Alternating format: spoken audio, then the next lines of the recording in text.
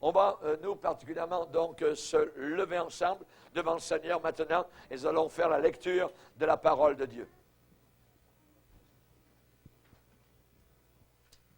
Alléluia. Si vous voulez bien, on va ouvrir la parole de Dieu dans le livre du Lévitique. Livre du Lévitique, chapitre 6. Lévitique, chapitre 6. Et nous allons lire un passage particulièrement concernant donc la loi de l'Holocauste. Lévitique chapitre 6, verset 1er. L'Éternel parla à Moïse et dit, donne cet ordre à Aaron et à ses fils et dit, voici la loi de l'Holocauste. L'Holocauste restera sur le foyer de l'autel toute la nuit jusqu'au matin, et le feu brûlera sur l'autel. Le sacrificateur revêtira sa tunique de lin et mettra des caleçons sur sa chair. Il enlèvera la cendre faite par le feu qui aura consumé l'Holocauste sur l'autel, et il la déposera près de l'autel.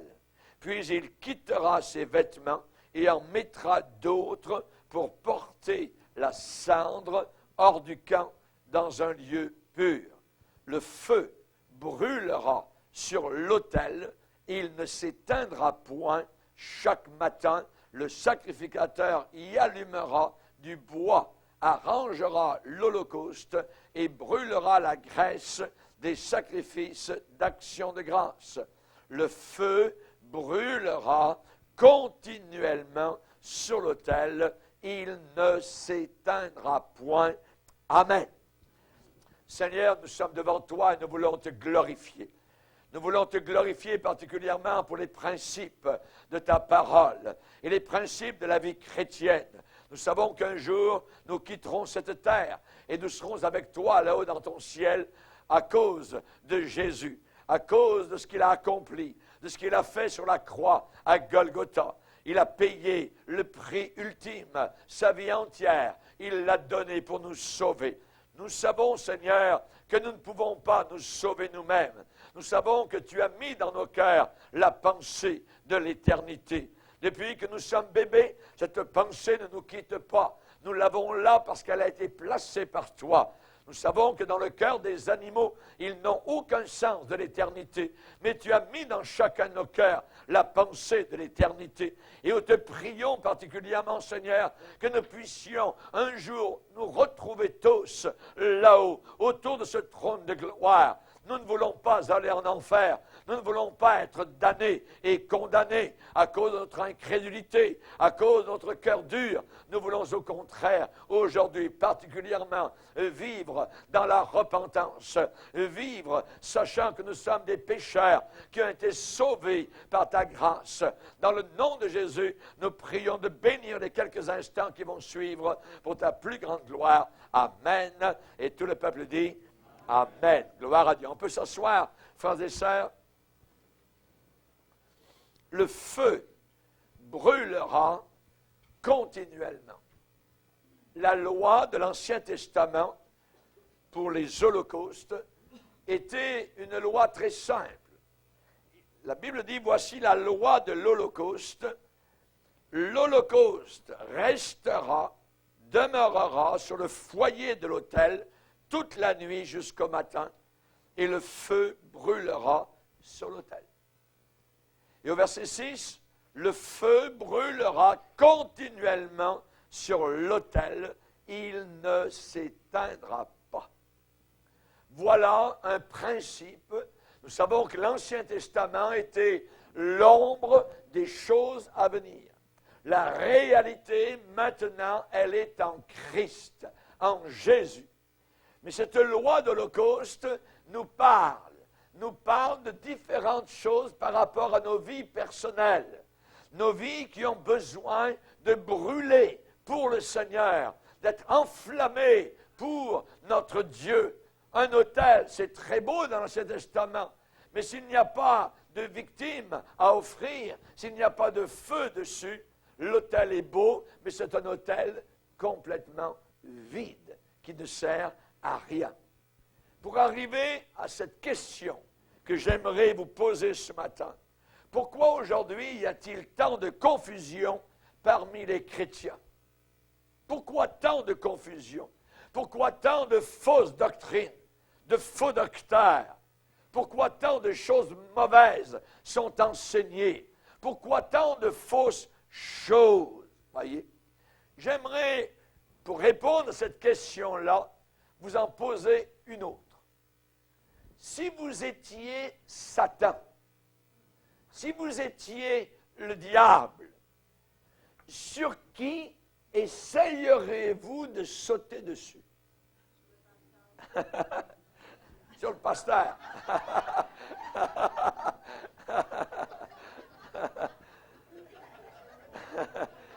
Si vous... Il saute souvent sur moi. Mais je le repousse. La Bible dit, chassez le diable. Voyez? Si vous étiez Satan, hein, sur qui, je dirais, ou qui essayeriez-vous d'imiter? Parce qu'on sait que le diable est le singe de Dieu. Hein? Si vous étiez le diable, de qui essayeriez-vous de faire une image très sale? Hein? Ou encore, qui essayeriez-vous de blesser, de détruire? Évidemment, la réponse est claire. Sur ceux qui font le plus de dommages à votre royaume. Ceux qui sont les plus dangereux. Un jour, un démon a parlé au travers d'un homme et a dit, « Nous savons qui est Paul, mais vous, qui êtes-vous? » Les démons savaient qui était Paul et ils le haïssaient parce que l'apôtre Paul faisait un grand dommage dans le royaume de Satan en prêchant l'Évangile, en annonçant le conseil du Seigneur.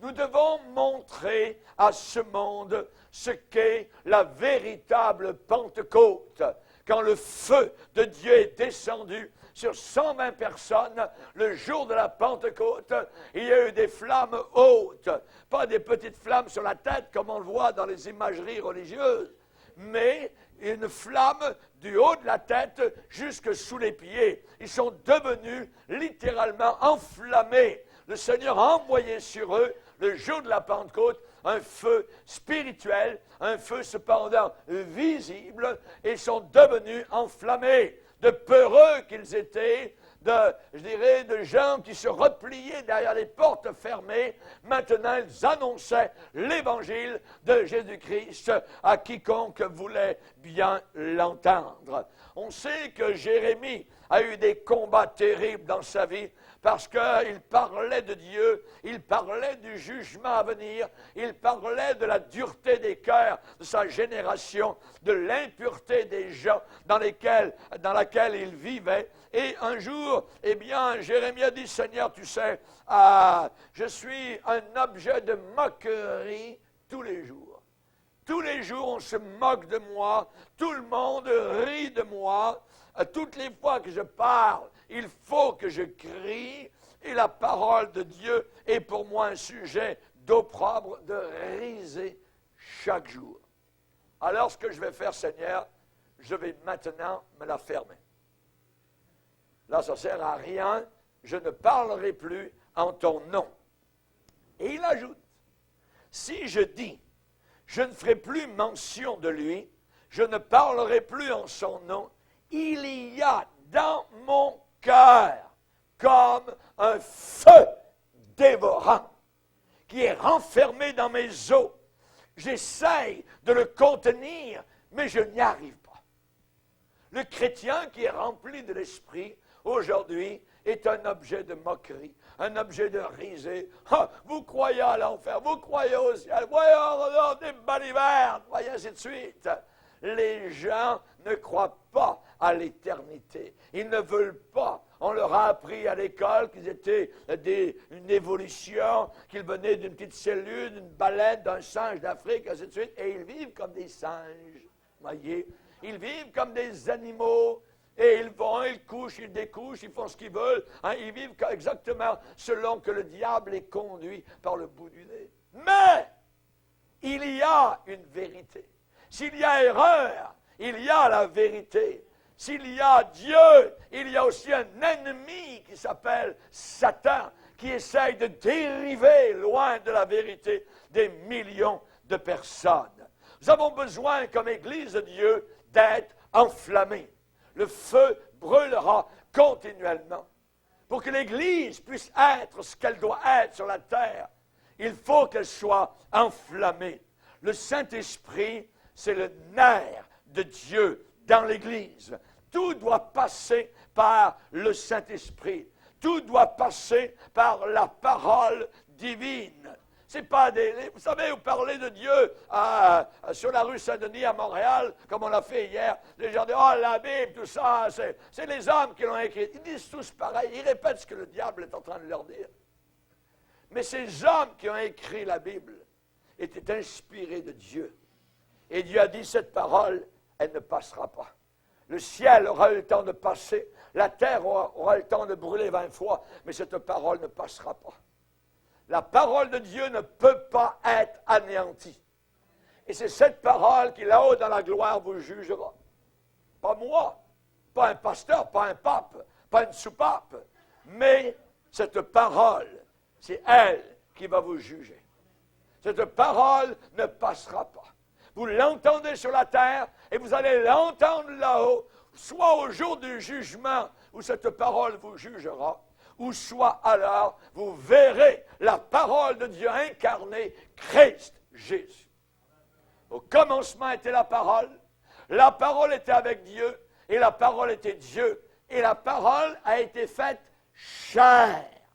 Jésus est Dieu qui est venu en chair sur la planète Terre. Alléluia! Gloire à Dieu!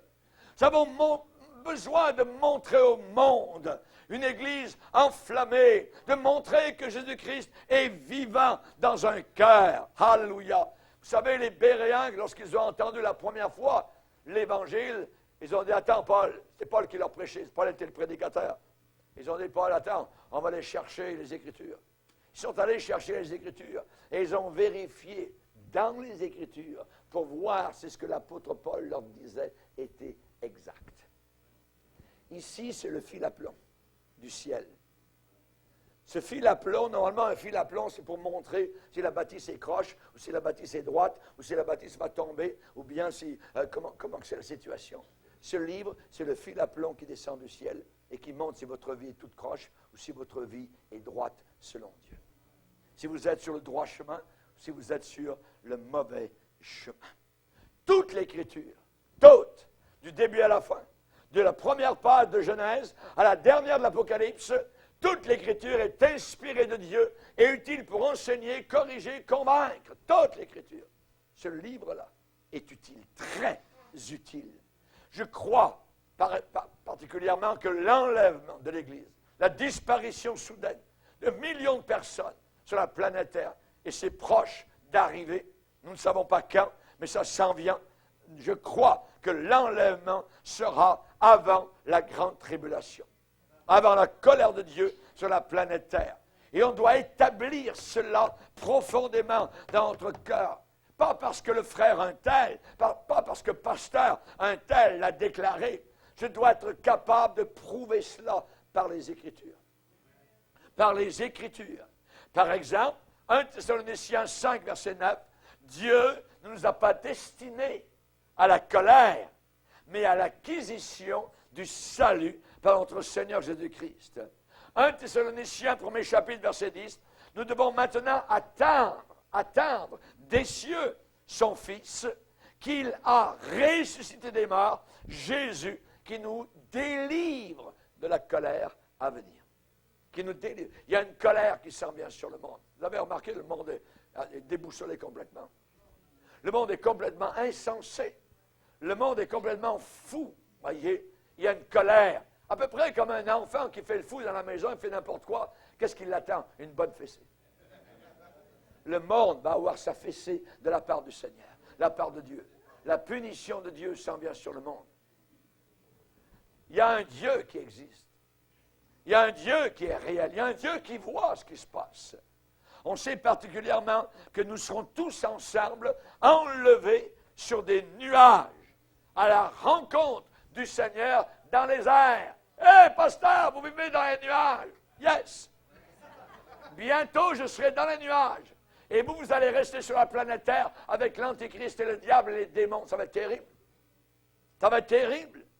Ma Bible me dit que tous ensemble, nous serons enlevés sur des nuages à la rencontre du Seigneur dans les airs. Le Seigneur va venir chercher ses enfants. Et là, à ce moment-là, la planète Terre deviendra véritablement un camp de concentration. Toute la planète Terre. Tout sera contrôlé.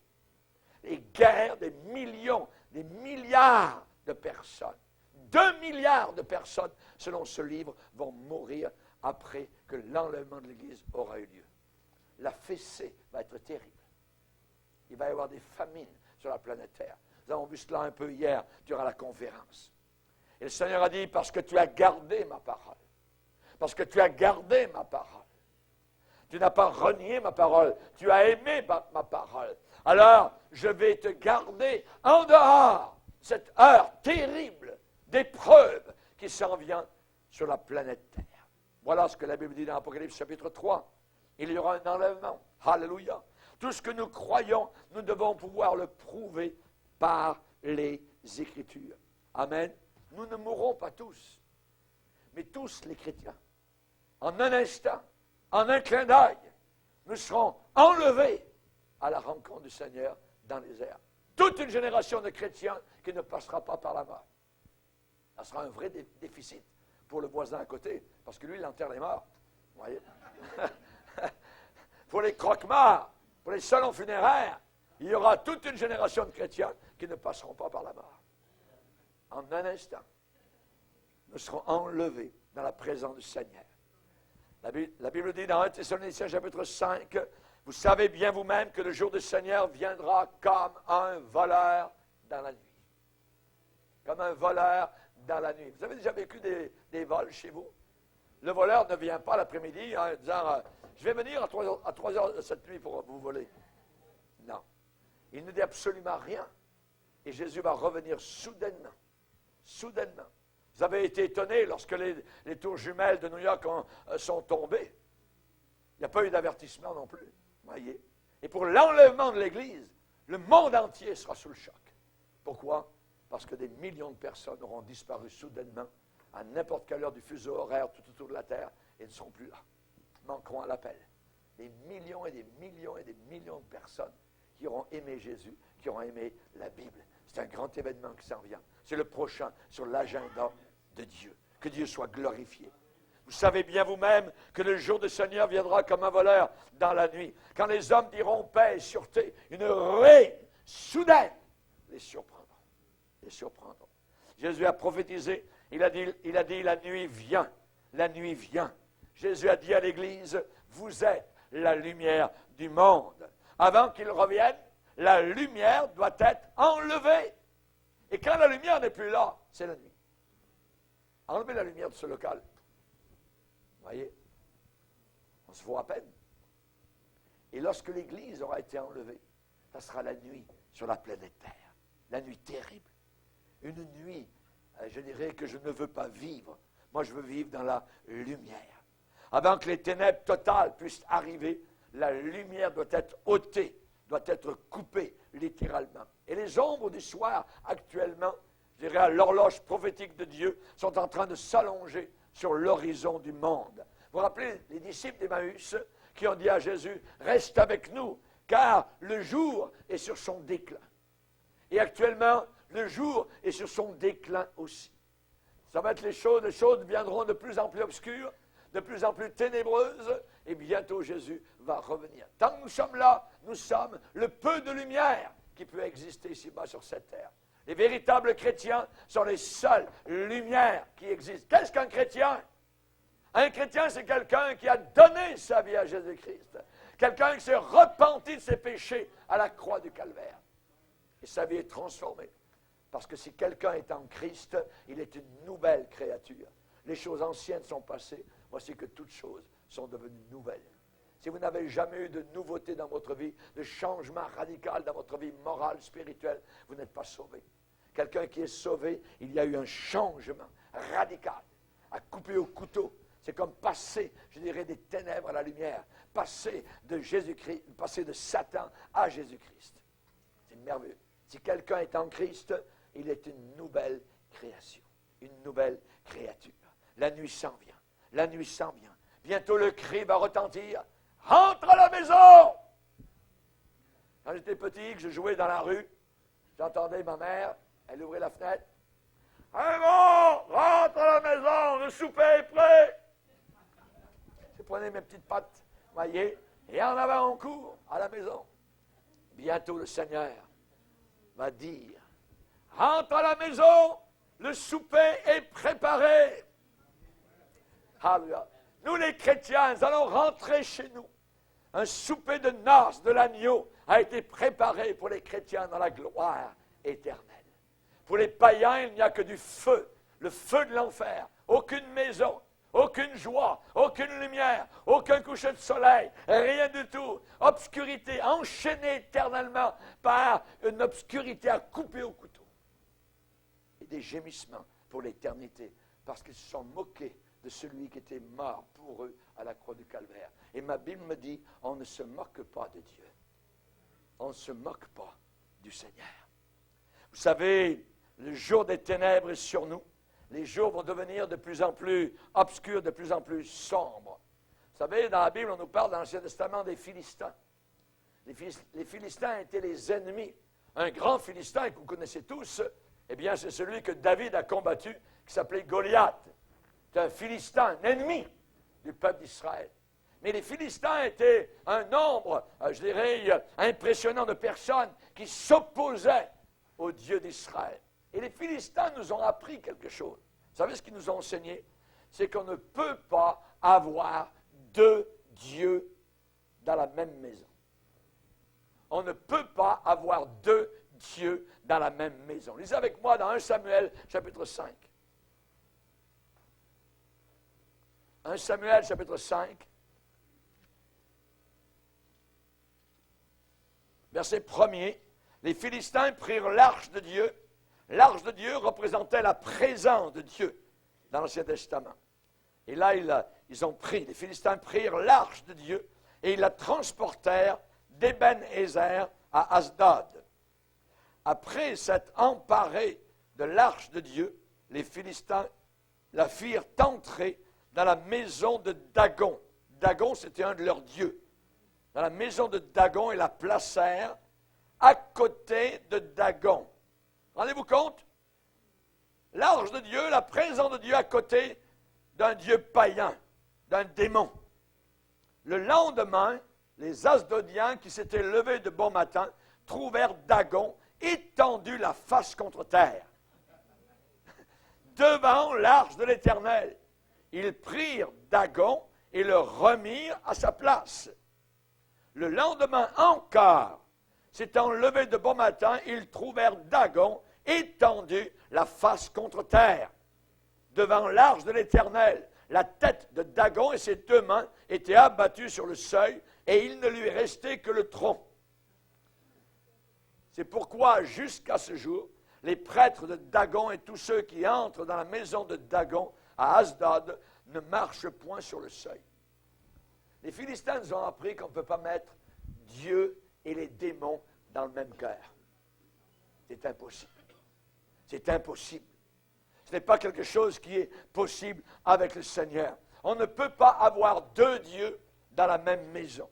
Avant que ce soit la nuit complète sur la planète Terre, la lumière doit être enlevée.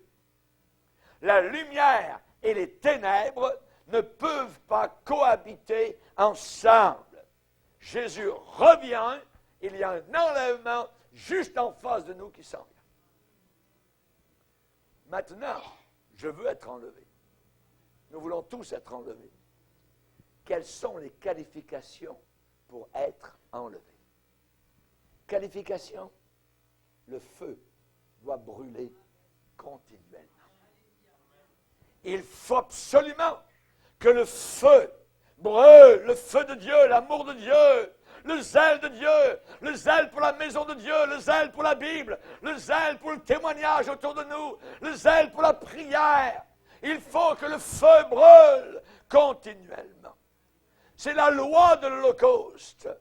Et le Lévitique, eh bien, est encore dans la parole de Dieu. Vous vous rappelez l'histoire des 10 vierges. Jésus a raconté l'histoire de 10 jeunes filles qui étaient toutes vierges. Il n'y avait pas 5 seulement de vierges. Les 10 étaient totalement vierges. Elles étaient pures. Elles n'étaient pas souillées. Mais 5 étaient sages et 5 étaient folles. 5 étaient sages, 5 étaient folles. Si vous relisez Matthieu chapitre 25, dans ce passage-là, il y a 3 parties. La partie des vierges, la partie des talents, et ensuite la 3e partie dans Matthieu 25, le jugement du Fils de l'homme avec les anges, qui vont diviser les nations, qui vont diviser les boucs d'avec les brebis, qui vont diviser l'ivraie d'avec le bon grain. Il y a un jour de jugement. Et le feu ne doit jamais s'éteindre. L'enlèvement va arriver avec certitude, avec la possibilité que ce soit avant même que le soleil se couche ce soir. Ça peut arriver n'importe quand. N'importe quand. Il faut cependant rencontrer les qualifications du « ainsi dit l'Éternel ». Il faut rencontrer les qualifications de « la Bible dit », parce que les hommes disent, parce que les lois des hommes disent. Les lois des hommes sont contre Dieu. Ils ont levé le poing devant Dieu depuis longtemps. En mariant 2 hommes, en mariant 2 femmes, en acceptant l'homosexualité, en faisant couler le sang de bébés par millions de bébés. En Amérique du Nord, il y a 50 millions de Nord-Américains, Canadiens et Américains qui manquent à l'appel à cause de l'avortement. Dieu jugera cette génération. Ce sont des meurtriers. Ce sont des êtres humains. Mes voix ne sont pas vos voix, a dit le Seigneur. Si vous manquez l'enlèvement, vous vous réveillez un beau matin, je téléphone, puis, tiens, le chrétien qui parlait tellement de Jésus, était tellement fou avec son Jésus, tout ça, il n'est plus là. Un autre là-bas, les nouvelles, c'est arrivé partout, en Europe, partout. Tous les chrétiens sont partis. Si vous vous réveillez un matin, et que vous apprenez que l'enlèvement a eu lieu par les médias d'information, vous serez passé à côté du plus grand événement que la terre ait jamais connu. Vous manquerez tout. Vous aurez passé à côté du plan de Dieu. Vous allez croire à partir de là un mensonge. Je vous le dis, vous allez croire un mensonge et vous serez damnés en enfer pour l'éternité. La Bible dit parce qu'ils n'ont pas reçu l'amour de la vérité pour être sauvés. Alors Dieu leur enverra une puissance d'égarement pour qu'ils croient un mensonge. Croire la vérité, c'est très bien. Croire un mensonge, ça c'est abominable. C'est abominable. Il faut arriver aux critères de Dieu. Ne tournez jamais votre dos sur l'évangile du sang. L'évangile de Christ. Seigneur, s'il te plaît, qu'aujourd'hui les aveugles voient, que les paralytiques marchent, sautent, que les sourds entendent, que ta volonté s'accomplisse, que le Saint-Esprit tombe sur ces gens et puisse les convaincre de péché, de jugement et de justice. C'est ce que Jésus a dit. Quand le Saint-Esprit viendra, il convaincra le monde de péché. Quand j'ai été sauvé à l'âge de 21 ans sur un bateau de la marine, je ne savais même pas ce qu'était le péché. Je pensais que c'était un bon petit garçon. Mais quand le Saint-Esprit est venu sur mon cœur, il m'a mis le doigt sur le bobo. Il m'a dit, tu es un pécheur, tu es perdu, tu es damné, tu es un rebelle. J'ai pleuré. J'ai demandé pardon au Seigneur. J'ai dit, Seigneur, s'il te plaît, pardonne-moi, sauve-moi. Il m'a sauvé. Il m'a sauvé. Aussi simple que cela puisse paraître. C'est le Saint-Esprit qui m'a convaincu de péché, de justice et de jugement. Le feu ne doit jamais s'éteindre. Le feu brûlera continuellement sur l'autel. C'est une des qualifications demandées pour faire partie de l'enlèvement. Le feu, c'est quoi le feu? Le feu, c'est la présence puissante du Dieu El Shaddai, du Dieu omnipotent, omniscient, omniprésent. Quand Dieu est venu vers Moïse dans le désert, il s'est présenté dans un buisson tout en flammes. Moïse a regardé de loin et le buisson ne tombait pas. Le feu continuait. Chut. Quelle est cette grande vision? Moïse s'est approché. Il n'avait jamais vu. Et soudain, en plein désert, une voix audible nomme son nom. Moïse, Moïse. Dieu sait comment tu t'appelles. Il te connaît par ton nom. Il connaît ton épreuve, il connaît ta solitude. Il connaît le désert dans lequel tu te trouves. Il a appelé Moïse au milieu du feu. Au milieu du feu. Quand Dieu lui a parlé depuis le buisson brûlant, le feu a attiré l'attention de Moïse. Pas le buisson, le feu qui était dans le buisson. Dieu brûlait dans ce buisson. Moïse s'est détourné pour aller voir cela. Il faut encore que le feu brûle dans l'église du Dieu vivant et vrai. Pour attirer l'attention du monde extérieur. Pourquoi, bien souvent, dans beaucoup d'endroits, l'église de Christ ne grandit pas? Pourquoi est-elle dans la condition actuelle aujourd'hui? Pourquoi est-elle dans cette condition de péché? Que le feu puisse brûler dans le pupitre et dans les bancs, dans les chaises. Alléluia. Mais si l'église, si certaines églises sont mortes, c'est le pupitre qui l'a tué. C'est le pupitre qui l'a tué. Le pupitre, le pasteur, le dirigeant doit être rempli de feu. Le feu doit brûler continuellement dans son âme, afin que le péché soit écarté, afin que Satan soit vaincu, afin que la vérité soit projetée et inscrite, gravée dans les cœurs. Alléluia. Aujourd'hui, nous avons dans les églises bien souvent un feu, mais la Bible appelle ça un faux feu. Ça existe un faux feu. Vous avez déjà vu des foyers? Vous allez... Ah tiens, non, c'est électrique, voyez? Ça ressemble, c'est comme, mais ce n'est pas un vrai feu. Aujourd'hui, et là, dans beaucoup d'églises, il y a des faux feux. Un feu que la Bible appelle et qualifie d'étranger. Ça veut dire qu'il ne correspond pas à la véritable Église de Dieu. Beaucoup de bruit, beaucoup de musique, on danse, on secoue, tout ça. Et puis ensuite, on vit comme on veut. Un faux feu. Un faux feu. Si l'Église est morte, c'est le pupitre qui l'a tué.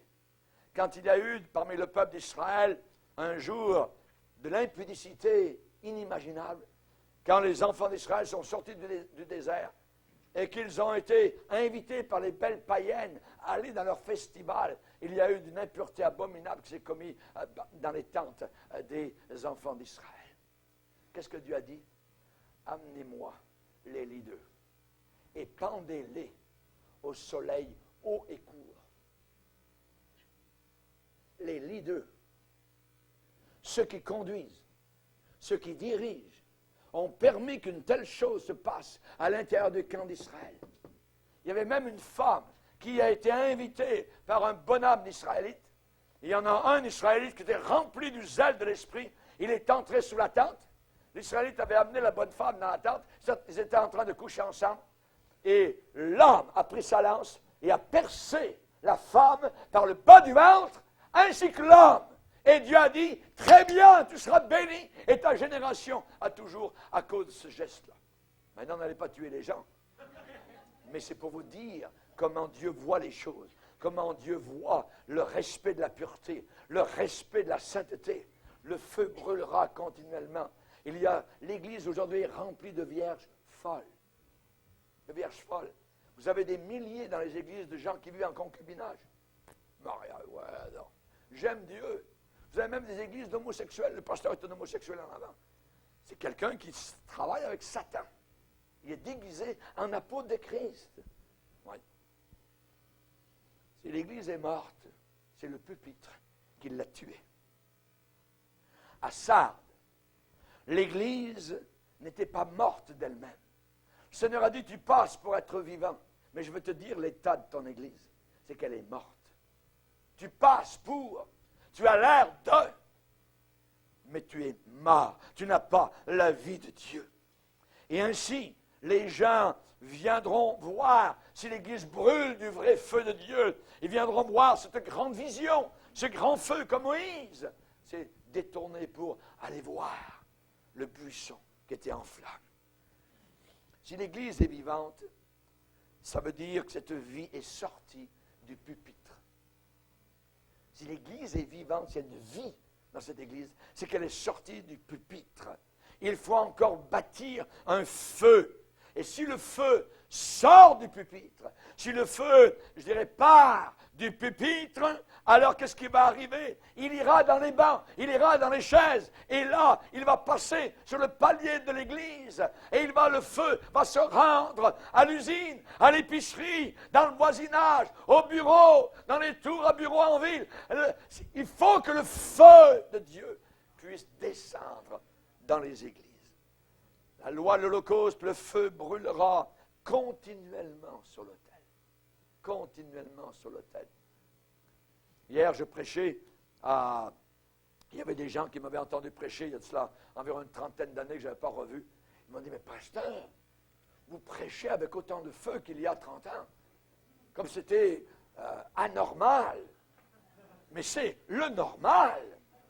Pourquoi? Parce que la loi dit, le feu brûlera continuellement. Continuellement. Le feu doit être là dans chacun de nos cœurs. Toujours que le feu brûle de nouveau dans nos âmes. Alléluia. Vous savez, quand Dieu a rencontré Moïse sur la montagne du Sinaï, toute la montagne était en flammes et en feu. Toute la montagne.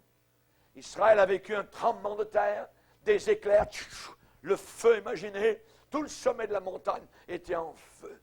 La présence du Dieu Tout-Puissant était descendue sur la montagne du Sinaï. Et la Bible dit, notre Dieu est aussi un feu dévorant. Il est aussi un feu dévorant. La Bible ne dit pas, notre Dieu est peut-être un feu dévorant. Il est. Actuellement, maintenant, en cet instant précis, Dieu est, EST, un feu dévorant. Un feu dévorant. Là où il est, il brûle toute la saleté, toute la poubelle de ce monde, toute l'impureté de ce monde, toute la convoitise de ce monde, toute la nudité de ce monde, toute la pornographie de ce monde. Quand Dieu marche au travers d'une assemblée, il n'y a rien de charnel qui reste après son passage. Il n'y a rien de mondain, il n'y a rien d'impiété. Il a dit à Moïse, je suis celui qui suis. Il est là, dans le temps présent. Avant qu'Abraham fût, a dit Jésus, je suis. Et quand il a dit je suis, il a affirmé sa divinité. Sa divinité. Dans Malachie, il est dit, il sera comme le feu du fondeur. Il est capable de fondre les scories. Il est capable de fondre le péché le plus dur qui est attaché à un cœur. Le feu du fondeur, tac, fait sauter ces poubelles, ces scories, ces négligences. Là où est Dieu, rien n'est laissé, sauf sa sainteté. Il faut la sainteté pour voir Dieu.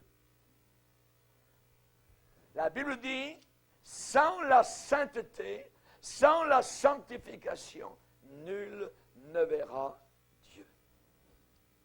Voulez-vous participer à l'enlèvement? Le feu doit brûler continuellement. Il ne doit jamais s'éteindre. Jusqu'à la dernière minute sur la planète Terre, il faut que le feu soit là. La joie, l'amour de Dieu, la présence de Dieu, le salut de Dieu, le sang de Jésus sur notre vie. Alléluia. Que Dieu soit glorifié. Rappelez-vous Élie quand il a quitté la terre.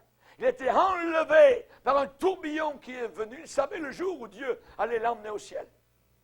Il est dit qu'il y a eu un char de feu qui est venu, qui est passé sous lui, et l'a porté, et la Bible dit qu'il est parti avec un char de feu et des chevaux qui étaient en avant du char de feu. Et il est monté dans le ciel comme ça. Les gens l'ont cherché. Ils l'ont cherché, il doit être quelque part sur la montagne, tout ça. Non. Et Élisée a dit, non, il est arrivé au ciel. Ils ont continué à chercher, ils ne croyaient pas. Ils ne croyaient pas. Vous savez, il y a des gens qui vont nous chercher une fois qu'on a été enlevé. Le pasteur Bourget, où est-il? On ne voit plus tout ça. Auparavant, on l'entendait sur Internet, sur la radio. On ne le voit plus. On va le chercher. Il est peut-être perdu dans une forêt au Canada. On peut se perdre. Voyez. Non, ne me cherchez pas. Je serai là-haut dans la gloire avec mes frères et mes sœurs. Amen. Alléluia. Gloire au Seigneur. Que Dieu soit béni. Le feu doit brûler. Notez le mot. C'est un mot qui est assez long. Continuellement. Continuellement. Ça veut dire de façon continue. De façon continue. Dans le Lévitique, Dieu ordonne aux enfants d'Israël d'apporter à Dieu de l'huile pure pour que les lampes brûlent, pour que les lampes soient allumées. Et la Bible dit, les lampes brûleront continuellement. Et dans le temple, particulièrement en Israël, quand un étranger passait à côté, il voyait là-bas, dans le temple, le feu, la lumière qui brûlait à l'intérieur. Quel que soit le jour, l'heure de la journée. En regardant vers le temple, on pouvait voir le feu brûler et quelqu'un pouvait dire, Dieu est dans le temple. Dieu est dans le temple. Lumière du Seigneur doit être allumée dans notre cœur. Alléluia. Gloire au Seigneur. Quel que soit le lieu, quel que soit l'endroit, quelle que soit l'heure où vous êtes. Nous, les chrétiens, nous sommes devenus le temple du Seigneur. Dieu n'habite pas dans des cathédrales, des mausolées. Non. Il habite dans des cœurs humains. Dans des cœurs humains. Ici, auparavant, c'était un endroit pour une garderie. Ça, une fois qu'on sera parti, ça peut devenir peut-être un bar. On s'en fout complètement. Voyez? Pour l'instant, Dieu n'habite pas à l'intérieur ici. Voyez? Il habite dans nos cœurs. Il habite dans nos cœurs. Nous sommes devenus le temple du Seigneur. Comment c'est à l'intérieur dans le temple de Dieu? Est-ce que c'est rempli de caca d'oiseaux? Est-ce que c'est rempli d'araignées, de fils, tout ça? Est-ce que c'est propre? Est-ce que c'est lavé? Comment c'est à l'intérieur? Comment c'est dans le temple du Saint-Esprit? Amen. On sait que la Bible dit, heureux l'homme qui ne marche pas selon le conseil des méchants, mais qui médite la parole de Dieu jour et nuit. Jour et nuit. Le feu doit brûler continuellement. Continuellement. Continuellement. Alléluia, gloire au Seigneur. Et que le monde à l'extérieur puisse dire, Jésus n'est plus dans un tombeau, il est vivant. J'ai parlé avec un tel. Je vois que Jésus est dans son cœur, dans son âme. C'est réel. Il faut que les gens voient ce feu qui brûle dans le temple du Saint-Esprit. As-tu vu Jésus récemment? L'as-tu vu récemment? Où est-il? Il est au milieu de son Église. Jésus dit, là où 2 ou 3 sont réunis en mon nom, je suis au milieu d'eux. Il est là. C'est la raison pour laquelle c'est tout différent d'un club dans le monde ici. Il y a des gens qui disent, moi je veux choisir une église où on aura de la fraternité. Moi je veux choisir une église où on aura de la musique, ainsi de suite. Vous pouvez avoir ça dans un bar, la fraternité. Vous pouvez avoir ça dans la musique, dans un club social. Ici, vous allez avoir autre chose. Vous aurez la parole de Dieu. La parole de Dieu fait la différence. La prédication de l'Évangile. Cette parole guérit les cœurs. Cette parole guérit les cœurs. Nous avons une sœur ici qui a été guérie de ses poignets. Totalement, elle ne pouvait même pas travailler. Il y a environ une quinzaine de jours, on a prié pour elle. Elle est revenue la semaine suivante. Pasteur, j'en reviens pas. Dimanche, on a prié. Lundi, ça marche encore. Amen. Gloire à Dieu. Que Dieu soit béni, que Dieu soit glorifié. Notre Dieu est tout-puissant, il peut guérir un aveugle, il peut guérir un sourd, il peut guérir un cancéreux. N'importe quoi, il faut que le feu brûle. Nous ne sommes pas dans un cimetière ici. Nous sommes là où est la vie du Seigneur. Alléluia. Il marche au milieu des 7 chandeliers d'or, là où le feu brûle. Alléluia.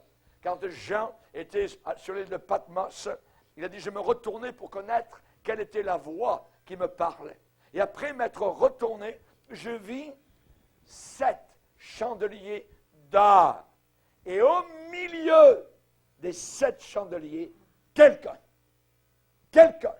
qui ressemblait à un fils d'homme, vêtu d'une longue robe, et une ceinture d'or sur la poitrine. Ses yeux étaient comme une flamme de feu. Il était le Seigneur au milieu de ses églises. J'aimerais vous dire que le Seigneur est au milieu de son Église vivante. L'Église combattante, l'Église persécutée, l'Église haïe, l'Église ridiculisée, l'Église moquée. Ça n'a pas absolument aucune importance whatsoever. Que tout homme soit reconnu pour menteur et que Dieu soit reconnu pour vrai. Même s'il y avait 10 millions de personnes qui me disent « Pasteur, vous avez tort, c'est pas vrai ce que vous dites, arrêtez de prêcher, vous perdez votre vie, ça ne sert à rien. » Vous serait mieux de fermer votre Bible, de fermer vos notes de prédication et de descendre et de vous en aller. Faites autre chose dans le monde. Vous pensez que je vais faire ça? S'il y en avait 1 million qui me disent ça, je vais rester, je vais continuer, je vais prêcher la parole parce que je sais en qui j'ai cru. Alléluia. Même s'il y avait sous chaque tuile de la ville un démon, qui se moque de moi, ça n'a aucune importance, parce que j'ai lu la dernière page de la Bible, et je sais qu'à la fin, ce sont les chrétiens qui ont la victoire. Je sais qu'il y a un ciel, je sais qu'il y a une ville de gloire, je sais qu'il y a un enfer terrible à éviter. Chers amis, nous avons besoin d'une église remplie du Saint-Esprit et remplie de feu. Quand l'apôtre Paul un jour a fait naufrage, arrivés sur le bord de la plage, avec les naufragés, ils ont fait un feu. Et ça les a réchauffés. Et l'Église doit réchauffer les cœurs. Les gens sont perdus. Il y a des gens qui cherchent, il y a des gens qui demandent, mais où est la vérité? Qui dois-je croire? Je ne sais plus où j'en suis. Je veux être sauvé. Je sais qu'il y a une éternité, mais je ne sais pas qui croire, à qui me confier, ainsi de suite. Il y a des gens qui cherchent. L'Église doit être là pour réchauffer. Il doit y avoir un feu de bâti. Et l'apôtre Paul était en train de ramasser des broussailles. Il ramassait des broussailles pour aider à alimenter le feu sur la plage, pour réchauffer ces naufragés qui grelottaient parce qu'il pleuvait cette journée-là. Et soudain, en prenant les broussailles, il y a une vipère qui était là et qui est sortie des broussailles que ramassait l'apôtre Paul. Et la vipère s'est enroulée autour de son bras. Vous savez, dans l'Église, il y a des vipères. Mais les vipères ne restent pas longtemps. Pourquoi? Parce que Paul a pris la vipère et il l'a jetée dans le feu. La vipère l'avait piqué. Les païens qui étaient là, les naufragés, ont regardé Paul. Il va tomber mort. Continue pas à le ramasser. Peut-être alors c'est nous qui allons te ramasser. Il a été piqué par une vipère mortelle. Et Paul continuait. Il allait, il venait. Il ramassait, il alimentait. Au début, ils ont dit, pour qu'une vipère le pique, cet homme est méchant. Ah, la justice l'a retrouvé. Il a échappé à la mer, il a échappé au naufrage, mais là, la justice l'a retrouvé. Tac! Bonne vipère. Soudain, continuez. Arrêtez de me regarder. Regardons. Travaillez. Finalement, les païens ont dit, mais non, c'est un Dieu. Paul, t'es un Dieu. Tu ne tombes pas mort par terre. Vous savez, les païens, ils ont toutes sortes d'idées. Ils sont remplis d'occultisme. La Bible des anges, je sais, puis tout ça, puis j'ai rêvé, puis tout ça, puis j'ai vu, puis j'ai pleuré cette nuit, puis j'ai senti mes poils qui montaient, mes cheveux s'est dressés, tout ça. Ils ont toutes sortes d'idées, vous voyez, toutes sortes de choses. Nous, les chrétiens, nous sommes appuyés simplement sur la parole. Nous marchons par cette parole. C'est cela qui va nous tenir jusqu'à la fin. Amen. Et la vipère et les vipères à l'intérieur des broussailles d'églises chrétiennes ne peuvent pas rester quand on les jette au feu, quand le feu de Dieu brûle. Ces gens-là disent, oh non, moi je vais ailleurs, je ne peux pas rester là. Pourquoi? Parce qu'ils ont l'esprit du diable. Ils ont l'esprit de Satan. Ils sont venus pour attaquer l'Église. Ils sont venus comme des loups pour essayer d'amener les chrétiens. Mais si le feu brûle, on jette les vipères dans le feu. Et le feu du Saint-Esprit les consume. Baissons nos têtes et prions, Seigneur.